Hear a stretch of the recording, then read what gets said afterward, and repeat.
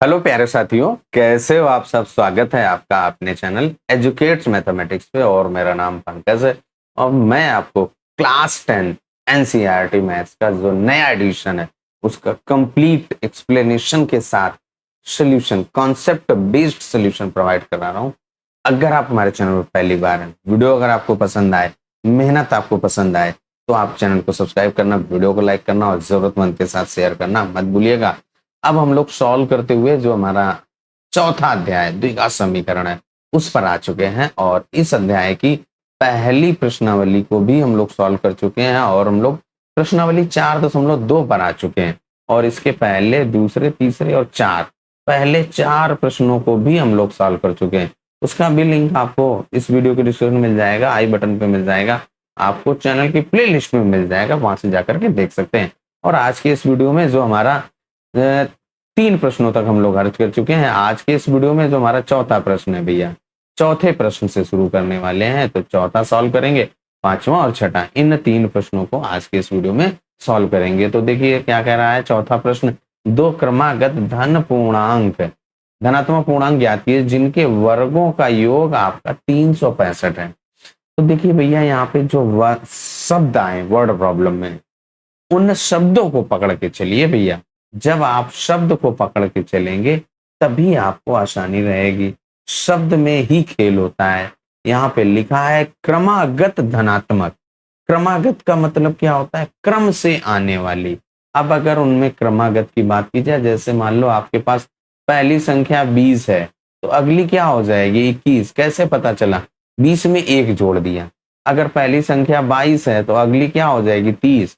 पहली संख्या अगर 100 है, अगली आपकी 100 के बाद क्रमागत, क्रम से आने वाली, क्रम आगत, क्रम से आने वाली। तो इसी प्रकार अगर आप पहली संख्या यक्ष लेते हैं तो दूसरी कितनी हो जाएगी? यक्ष धन 1। 2 संख्याएं आपको प्राप्त हो गई। अब कह रहा है इनके वर्गों का योग भैया दिया गया है। पहली संख्या आपने यक्ष ली तो उसका वर्ग करिए, और दूसरी संख्या आपने यक्ष धन 1 ली, उसका वर्ग करिए और जोड़ दीजिए और किसके बराबर कर दीजिए? 365। क्योंकि यही तो कह रहा है कि उनके वर्गों का योगफल 365 के बराबर है। यही बात हमें लिख करके सॉल्व करना है और आपका एक द्विघात समीकरण प्राप्त होगा और उस समीकरण को हल करते हुए हमें यक्ष का मान ज्ञात कर लेना। और जब यक्ष का मान ज्ञात हो जाएगा, पहली संख्या और उसमें 1 जोड़ दीजिए तो आपको दूसरी संख्या में 2 ही तो क्रमागत संख्याएं ज्ञात करनी थी। चलिए अब नोट करते हैं फिर सॉल्व करते हैं। यहाँ पे प्रश्नावली 4.2 का जो चौथा प्रश्न है उसमें हमने माना पहली क्रमागत संख्या यक्ष है और दूसरी क्रमागत संख्या आपकी यक्ष धन 1। और अब आप प्रश्न के अनुसार जो प्रश्न कह रहा है उसके अकॉर्डिंग सॉल्व करेंगे तो क्या हो जाएगा? दोनों संख्याओं के वर्गों का योग, पहली संख्या यक्ष और दूसरी संख्या यक्ष धन 1, और उसका वर्ग किया और किसके बराबर आ रहा है? 365। जो प्रश्न है उसमें देखिए भैया 365 ही तो कह रहा है, उनके वर्गों का योग 365 है। तो वही यहाँ पे हमने लिख लिया कि भैया उनके वर्गों का योग 365 है, तो हमने 365 लिख दिया है भैया। अब यहाँ पे सॉल्व करेंगे, यक्ष का वर्ग करेंगे तो यक्ष की घात 2। ये वाला आपका क्या है? एक सर्वसमीका के रूप में लिखा है। कौन सी सर्वसमीका? ए धन बी की घात 2। तो ये क्या होती है? ए की घात 2 धन का 2ab और धन बी की घात 2। बस यही सर्वसमीका लगा दीजिए। तो देखिए ए की घात 2 यानी यक्ष की घात 2 और धन 2ab। यक्ष और 1 का गुणा करेंगे, यक्ष आएगा, उसको 2 से गुणा करिए, 2 यक्ष और धन 1 का वर्ग 1 आ जाएगा और बराबर 365। अब ये यक्ष की घात 2, यक्ष की घात 2 कितना हो जाएगा भैया? 2 यक्ष की घात 2 और धन का 2 यक्ष और फिर धन का 1। इस 365 को इधर ले आइए तो माइनस हो जाएगा 365 और बराबर 0। क्या किया हमने? द्विघात समीकरण बनाया। अब यहाँ पे और सॉल्व हो रहा है तो सॉल्व कर दीजिए। 2 यक्ष की घात 2 धन का 2 यक्ष, एक धन का एक ऋण का घटेगा तो माइनस का 364 और बराबर 0। अब अगर इसको ध्यान से देखें तो सभी में आपका 2 का कॉमन आ रहा है, 2 का गुणज लिखा हुआ है, तो 2 से भाग कर दीजिए। यहाँ पे तो लिख दीजिए 2 से भाग करने पर, या आप 2 कॉमन ले लो भैया। चलिए 2 कॉमन ले लीजिए। तो बात वही है, 2 कॉमन ले लीजिए तो क्या बचेगा, x की घात 2, यही तो बचेगा। टेक्निकल इशू आ रहा है भाई, तो x की घात 2 और 2x से जब आप 2 कॉमन ले लोगे तो क्या बचेगा भैया, x बचेगा और माइनस यहाँ पे 2 से भाग कर दीजिए तो क्या आ जाएगा 182 और बराबर 0। यहाँ तक कोई अगर डाउट हो तो आप कमेंट करके जरूर बता सकते हैं, उस डाउट को क्लियर किया जाएगा। अब ये 2 आपका गुणे में था, लेफ्ट से राइट आएगा, बटे में हो जाएगा, 0/2 का मतलब 0 आ जाएगा। तो जो हमारा द्विघात समीकरण बचेगा वो x की घात 2 धन का x और माइनस का 182 और बराबर 0। कोई भी डाउट हो तो जरूर बताइएगा। अब इसके बाद देखिए यहाँ पे द्विघात समीकरण आपका प्राप्त हो चुका है और इस द्विघात समीकरण को हमें क्या करना है, गुणनखंड विधि से हल करना है भैया।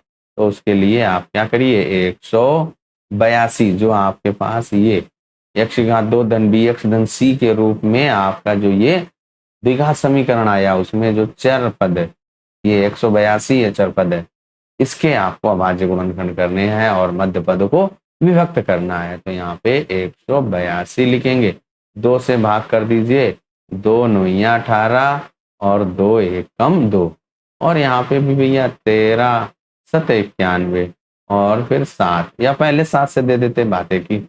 अब मध्य पद में 1 लाना है तो 7 और 2 का गुणा करिए तो 14 और फिर यहाँ पे 13 और 14 से 13 भैया घटाओ तो 1 आता है, यानी कि जो हमारा भैया मध्य पद है वो विभक्त हो चुका है। तो यहाँ पे क्या हो जाएगा, x की घात 2 धन उसको क्या लिखेंगे, 14 से 13 घटाएंगे और x और माइनस का 182 बराबर 0। अब यहाँ पे देखिए आपका क्या ब्रैकेट खोलना बाकी रह गया है, तो ब्रैकेट खोल दीजिए, धन के 14x और माइनस के 13x और माइनस का 182 बराबर 0। पहले 2 पद आप कॉमन लीजिए, क्या आ रहा है, x आ रहा है, तो x धन 14 और माइनस का 13, अंतिम के 2 पदों में से क्या बचेगा, x धन 14 और बराबर 0। तो देखिए आपका x धन 14 और x माइनस 13 बराबर 0। ये वाला तो हमारा कुछ पिछले वाले प्रश्न के जैसा मैच कर रहा है, तो चलिए कोई बात नहीं, यहाँ पे हमने क्या किया, गुणनखंड कर लिया है। अब आप यहाँ पे क्या करिए, x धन 14 बराबर 0, तो x बराबर क्या आ जाएगा, माइनस के 14 और इसके बाद आपका जो दूसरा मान है x माइनस 13 बराबर 0, यहाँ से x बराबर 13 आ गया। x के जो 2 मान हमें प्राप्त हो चुके हैं, लेकिन जरा प्रश्न पर गौर करिए, प्रश्न में कह रहा है 2 धनात्मक पूर्णांक, तो भैया जो आपका ये ऋणात्मक है इसको भूल जाइए। तो पहली संख्या आपकी x आ गई, तो यहाँ पे पहली संख्या आपकी क्या है, लिख दो, पहली संख्या बराबर 13। इस माइनस 14 को हम लोग इसीलिए भूल गए क्योंकि ये आपकी ऋणात्मक है। तो दूसरी कितनी होगी, दूसरी भैया आपकी क्या है, दूसरी संख्या बराबर x धन 1 है और x का मान आपने 13 और उसमें 1 जोड़िए तो 13 और 1 14 हो गए। तो यानी कि जो हमारा भैया सवाल का आंसर है वो क्या है भैया, 13 और 14। जो हमारी क्रमागत संख्याएं वो भी धनात्मक पूर्णांक है, क्रमागत धनात्मक पूर्णांक आपके 13 और 14 हो गए। और इस तरीके से जो आपका चौथा प्रश्न है उसका आंसर आ गया है भैया, वो यहाँ पे लिख दो, क्या है 13 और ये आपकी 13 धन 1 बराबर 14। तो आपका चौथा प्रश्न भी ये सॉल्व हो चुका है। जो एक्सप्लेनेशन है आपको कैसा लगा कमेंट करके जरूर बताना। अब आ जाओ भैया अगले प्रश्न पर। अगला जो आपका 5वां प्रश्न है वो क्या कह रहा है, 5वें प्रश्न में आपका एक समकोण त्रिभुज से संबंधित प्रॉब्लम है। कह रहा है एक समकोण त्रिभुज है जिसकी ऊंचाई इसके आधार से 7 सेंटीमीटर कम है और यदि कर्ण आपका 13 सेंटीमीटर, जैसे ही आपका समकोण त्रिभुज आया, जो शब्द लिखा था समकोण त्रिभुज आपके तुरंत दिमाग में आनी चाहिए कि समकोण त्रिभुज में एक आधार होता है, एक ऊंचाई होती है या जिसे लंब कहते हैं और एक आपका कर्ण होता है। तो उसके लिए यहाँ पे सबसे पहले हम लोग क्या करें, एक समकोण त्रिभुज बना लें। तो यहाँ पे देखिए भैया आपका एक समकोण त्रिभुज बन गया है और जिसमें ये वाला कोण आपका 90 अंश का है। अब यहाँ पे जो आपका ये वर्ड प्रॉब्लम लिखा है, पहली कंडीशन उसको जरा ध्यान से पढ़िए। क्या कह रहा है? एक समकोण त्रिभुज की ऊंचाई इसके आधार से 7 सेंटीमीटर कम है। अगर आधार आप यक्स ले लें तो ऊंचाई 7 सेंटीमीटर कम कर दो, यही तो ऊंचाई है। तो ये क्या हो जाएगी? X minus 7। और कर्ण आपका 13 है भैया, तो यहाँ पे 13 लिख दीजिए।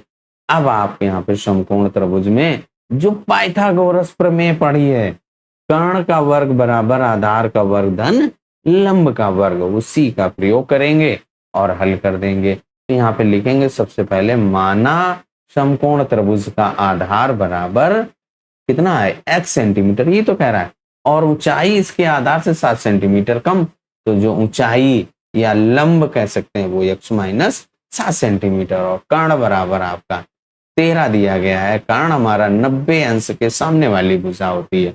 अब इसके बाद लिखेंगे पाइथागोरस प्रमेय के आधार पर कर्ण का वर्ग बराबर आधार का वर्ग धन लंब का वर्ग, या आधार का वर्ग धन लंब का वर्ग बराबर कर्ण का वर्ग। ये आप लिख दीजिए, यहाँ से द्विघात समीकरण बना लीजिए और हल कर लीजिए। चलिए अब यही बात लिखते हुए हल करते हैं। एक समकोण त्रिभुज एबीसी बनाया और उसमें आपका यहाँ पे आधार को हम लोगों ने यक्स ले लिया, और जो आधार से 7 सेंटीमीटर कम है वो आपका ऊंचाई या कह सकते हैं लंब है, तो ये आपकी यक्स माइनस 7, और जो कर्ण आपका एसी है वो 13 सेंटीमीटर है। वही यहाँ पे आपका लिख दिया। माना समकोण त्रिभुज का आधार बराबर यक्स सेंटीमीटर, तो त्रिभुज की ऊंचाई जिसको हम लोग लंब कहते हैं वो यक्स माइनस 7 होगी, और त्रिभुज का जो कर्ण आपका प्रश्न में ही दिया गया है, कर्ण आपका 13 सेंटीमीटर है। तो अन्य दो भुजाएं आपको ज्ञात करनी है। तो यहाँ पे पाइथागोरस प्रमेय से समकोण त्रिभुज में पाइथागोरस प्रमेय लगती है। आधार का वर्ग, आधार आपका यक्स है उसका वर्ग, और धन लंब आपका यक्स माइनस 7 और उसका वर्ग बराबर कर्ण का वर्ग, कर्ण आपका 13 है उसका वर्ग। यहाँ पे देखिए आपका क्या है? यक्स का वर्ग भैया, यक्स का वर्ग, और ये a माइनस बी का वर्ग, a माइनस बी की घात 2 वाली सर्वसंख्या लगाएंगे, जो कि आपकी a की घात 2 माइनस बी की माइनस 2ab और धन का b की घात 2, ये आपका होता है। तो यहाँ पे क्या हो जाएगा? यक्स की घात 2 माइनस इन दोनों का गुणा करके दूना कर दीजिए, तो 7 दूनी 14 यक्स और धन का 49, यही तो होगा 7 सते 49 बराबर 13 का वर्ग करेंगे 169 हो जाएगा। अब इस 169 को लेफ्ट हैंड साइड ले आइए। यक्स की घात 2 यक्स की घात 2 आपका 2 यक्स की घात 2 हो गया, और ये माइनस के 14 यक्स हो जाएंगे, और फिर धन का 49 और इसके बाद माइनस 169 और बराबर 0। अब इसको थोड़ा सा और हल कर देना है भैया आपको। जब हल करेंगे तो भैया आपको क्या मिलेगा? यहाँ पे 2 यक्स की घात 2 माइनस के 14 यक्स, और यहाँ पे एक धनात्मक और एक ऋणात्मक, तो घटेगा तो चिन्ह माइनस का आएगा, इनसे घटा दीजिए तो यहाँ पे देखिए 0 आ जाएगा। और ये भैया 6 से 4 घटाएंगे तो 2 और 1 और बराबर 0। यहाँ से देखिए आपका 2 से भाग कर दीजिए, तो क्या हो जाएगा? यक्स की घात 2 माइनस के 7 यक्स, और यहाँ पे माइनस का 60 और बराबर 0, यही तो आएगा भैया। अब आपको कोई डाउट हो तो जरूर बताइएगा। और हम लोगों ने द्विघात समीकरण बना लिया है, अब इसको हल कर देना है। तो देखिए आपका जो 60 है उसके अभाज्य गुणनखंड कर लो, या आप डायरेक्ट अगर करना जानते हो तो आप डायरेक्ट कर सकते हैं।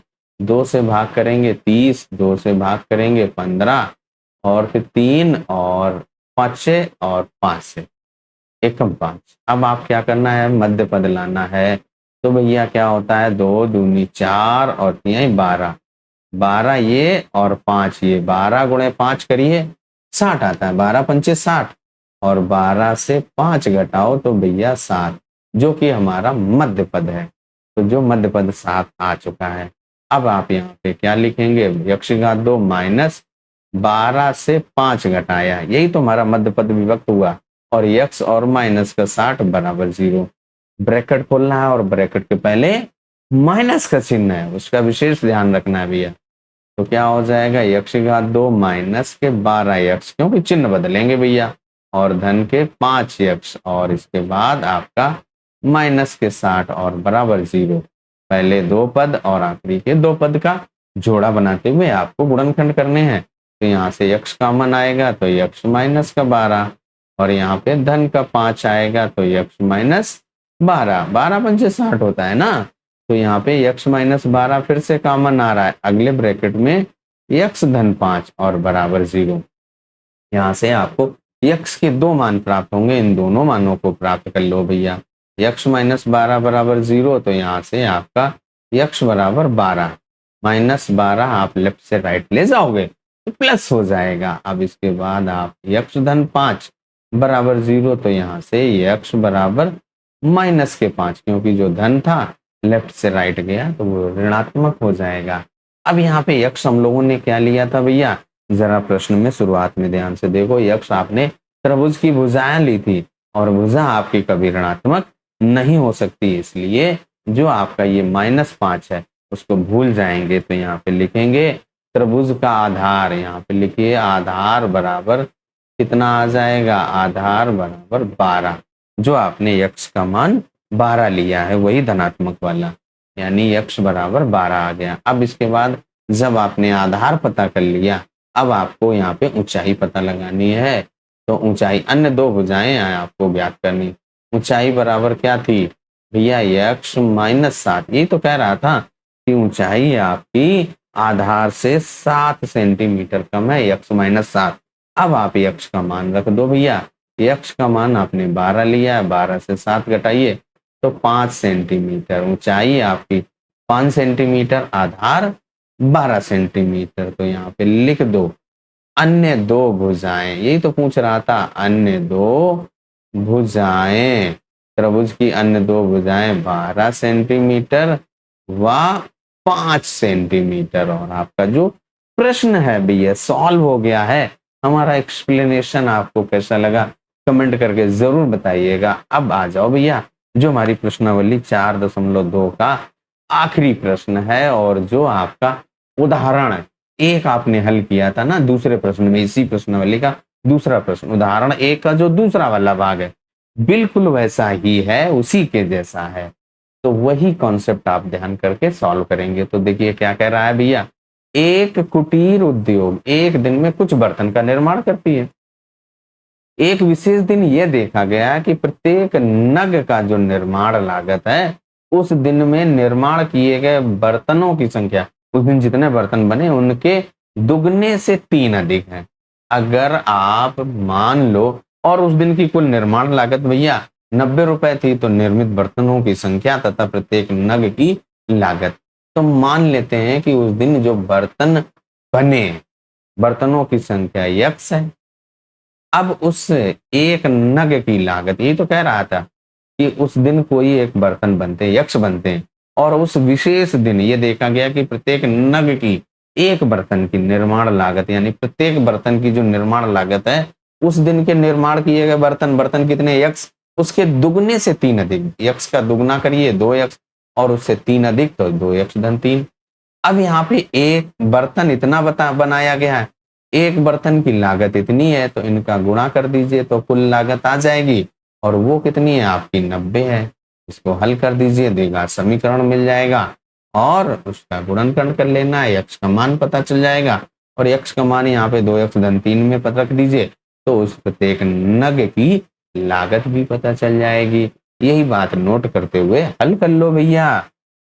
हम लोगों ने वही बात लिख ली है कि माना एक दिन जो उस पर्टिकुलर दिन में निर्माण किए गए बर्तन हैं वो आपके यक्ष हैं, और उसमें प्रत्येक नग की लागत यानी प्रत्येक बर्तन की लागत क्या है भैया, जो आपने बर्तन बनाए हैं उसके 2 गुने से, बर्तनों की संख्या के 2 गुने से 3 अधिक थी, तो वही यहाँ पे दुगना किया, उसमें 3 जोड़ दिया। प्रश्न के अनुसार जो कुल लागत है आपकी 90 रुपए, लेकिन अगर आप एक बर्तन आपने उसकी लागत कितनी है 2 यक्ष धन 3, और आपने यक्ष बर्तन बनाए तो यक्ष से गुणा कर देंगे और आपका 90 रुपए के बराबर आ जाएगा। यक्ष का गुणा कर दीजिए, ब्रैकेट खोलेंगे तो ये आपका 2 यक्ष घात 2 आएगा ना, और धन का 3 यक्ष, और ये 90 आप इस तरफ ले आइए तो 90 बराबर 0 इतना आया। ये आपका एक द्विघात समीकरण प्राप्त हो चुका है। अब इस द्विघात समीकरण को आपको हल करना है। हल करने के लिए ये ax की घात 2 धन bx धन c बराबर 0 के रूप का है, उसके लिए आपको गुणनखंड विधि का प्रयोग करना पड़ेगा। 9 दून 18 और इसके बाद यानी कि a और c का गुणा करेंगे, कितना आया 180 आया जाएगा। अब इस 180 के गुणनखंड करेंगे तो 2 से 90 और 2 से 45 और फिर 3 15 और फिर 3 25 और फिर 5। अब आपको यहाँ पे बीच में 3 लाना है, तो भैया देखिए क्या हो जाएगा, इनका कितना आएगा भैया, ध्यान से देखो, 5 तिहाई 15 और 2 दूनी 4 तिहाई 12 और 3 पचे 15। तो 15 से 12 घटाओ तो मध्य पद आ गया, तो इनका गुणा कीजिए 180 आ जाएगा। बस आपका हो गया 2x की घात 2 और फिर धन यहाँ पे 15 से 12 घटाया और इसके बाद x और माइनस का 90 बराबर 0। अब आप यहाँ पे ब्रैकेट खोल दीजिए भैया, तो क्या हो जाएगा 2x की घात 2 धन के 15x और इसके बाद आपका माइनस के 12x और माइनस 90 बराबर 0। अब हमें क्या करना है, पहले दो पदों में से कुछ कॉमन आ रहा है उसको कॉमन ले लीजिए। पहले दो पदों में से आपका केवल और केवल x कॉमन आ रहा है, तो यहाँ पे 2x और धन के 15 बचेगा। यहाँ से आपका माइनस का 3 माइनस का 6 आएगा, माइनस का 6 आएगा, तो माइनस का 6 कॉमन ले लीजिए। 6 दूनी 12 तो 2x और माइनस 15 छके 90 माइनस माइनस प्लस हो जाएगा बराबर 0। अब आप यहाँ से ध्यान देंगे तो आपका 2x धन 15 फिर से कॉमन आ रहा है, तो भैया आप उसको फिर से कॉमन ले लीजिए। 2x धन 15 को हमें फिर से कॉमन आ रहा है तो कॉमन ले लीजिए भैया। तो 2x धन के 15 और यहाँ क्या बचा x माइनस का 6 और बराबर 0। तो एक बार आप x माइनस 6 बराबर 0 करेंगे तो x बराबर 6 आ जाएगा और एक बार आप 2x धन 15 बराबर 0 तो यहाँ से 2x बराबर माइनस के 15 और x बराबर माइनस 15/2। अब आपने जरा प्रश्न पे ध्यान दीजिए, जो x आपने क्या लिया था, एक दिन में जो बर्तन बनते हैं उनकी संख्या ली थी, तो कहा भैया जो बर्तन बनाए हैं उनकी संख्या ऋणात्मक आएगी, नहीं आएगी। बर्तन कभी ऋणात्मक, भैया एक बनाओ चाहे दो बनाओ चाहे 3 चाहे 100 चाहे 1000 चाहे 50, लेकिन माइनस में नहीं आएंगे, इसलिए ये वाला मान आप नेग्लेक्ट कर देंगे। तो आपके जो बर्तनों की संख्या भैया कितनी है, यहाँ पे लिख दो, बर्तनों की संख्या बराबर कितनी लेंगे, 6 लेंगे। बर्तनों की संख्या बराबर 6। जो पहला आपका आ चुका है कि कितने बर्तन निर्मित किए गए। अब प्रत्येक नग की लागत भी, तो भैया प्रत्येक नग की जो लागत थी वो आपने कितनी ली थी, 2x धन 3 दिया गया है, तो यहाँ पे मान रख दीजिए। तो लिख दीजिए प्रत्येक नग की लागत बराबर, प्रत्येक नग की लागत बराबर क्या हो जाएगा, 2x धन 3। अब यहाँ पे x का मान रखो 6 और धन 3, 2 छंग 12 और उसमें 3 जोड़िए, 12 में 3 जोड़ेंगे तो भैया 15, यानी कि प्रत्येक नग की लागत 15 रुपए है, यानी एक बर्तन की लागत 15 रुपए है। और आपने 6 बर्तन बनाए हैं तो 6 बर्तनों की लागत 15 छक्का 90, और वही तो दिया गया है प्रश्न में भी, कुल लागत 90 रुपए। और इस तरीके से जो हमारी प्रश्नावली 4.2 है कंप्लीट हो जाती है। और आपका एक्सप्लेनेशन कैसा लगा कमेंट करके जरूर बताइएगा। आज के इस वीडियो में अब यहीं तक सॉल्व करेंगे, अगले टॉपिक में आपको मूलों की प्रकृति के बारे में समझाया जाएगा। इन सभी को बढ़िया से तैयार कर लीजिएगा। चलिए तब तक अपना ख्याल रखिए, स्वस्थ रहिए, मस्त रहिए। मिलते हैं अगले वीडियो में नए टॉपिक के